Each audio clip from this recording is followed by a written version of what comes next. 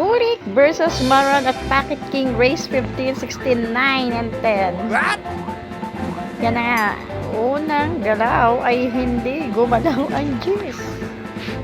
At sunod namang tumira ay si Kuya Burik. Yan na nga. Kanya na nga tinatansya kung mahahagip baga yung G's na yon. So yan. Saan kaya niya ito padadaanin?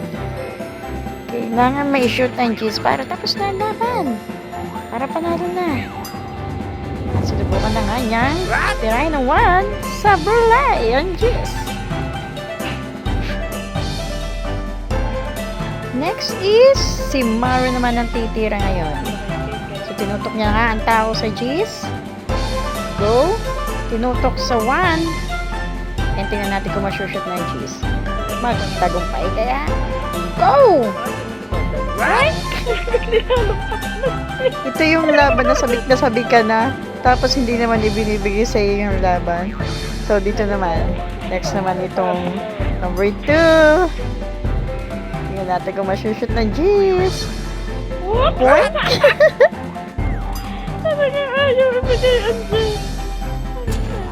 At dito nga nahiwagaan na ako talaga sa G's. Alam mo yung parang engkanto na hindi nagpapahuli. Oh, yan. Gabing-gabi na nga kami dito sa Packet King. So, ang next na titira ay si Kuya Burik. Oh no, si Maron pa din. Si Maron pa din yung titira. So, yan. Itinutok na nga. So, medyo alanganin ba? O talagang derechuhan na?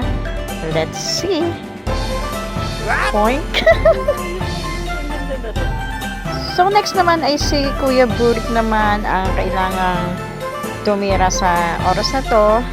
At yan na nga, nilalagyan na nga ng tanda ni Kuya Spotter. So, tinira niya na. Whoops! Sablay. Paul kaya?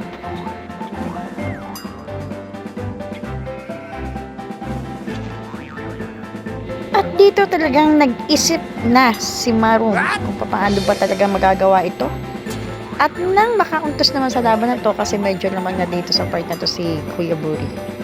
So nag-isip siya, nag-isip ng matindi, nag-isip ng bahagya, nagpaikot-ikot sa mesa kung saan ba tatama, kung tama ba ang gagawin niya o mali. Bumalik uli siya sa kanyang pwesto. At yan, medyo napapaisip na, ginalaw-galaw niyang bola. And then, itinira. Oops! Tumama sa G's. But at this moment, hindi pa rin talaga ibigay sa kanya. Hindi niya pa rin talaga na-shoot ang G's. So, tumira dito sa part nito si Kuya Maron. Then, nitigan nila na maayos.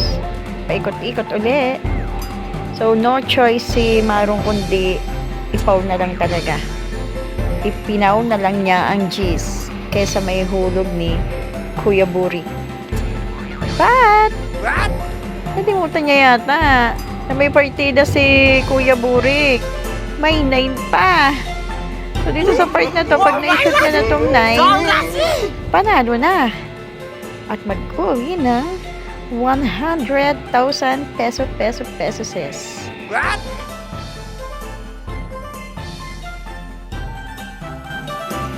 Ayan na, titira na, shoot ang 9, tapos ang laban. Sa madalit salita, may hiwaga ang G's, may pag-asa sa 9. Congrats, Kuya Burik! Salamat po sa mga nanood. Lalo na po sa mga Hindi mo bilis.